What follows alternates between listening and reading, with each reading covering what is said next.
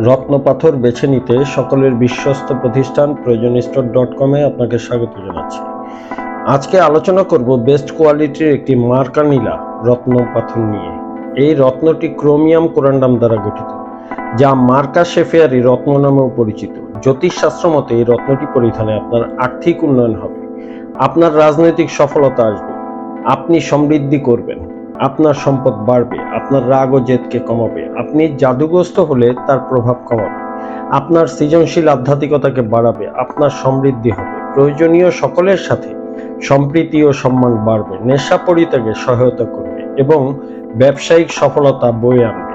এই রত্নটি মকর, তুলা, বৃষ, কন্যা, কুম্ভ ও মিথুন রাশির মানুষগণ পরিধান করতে পারবেন।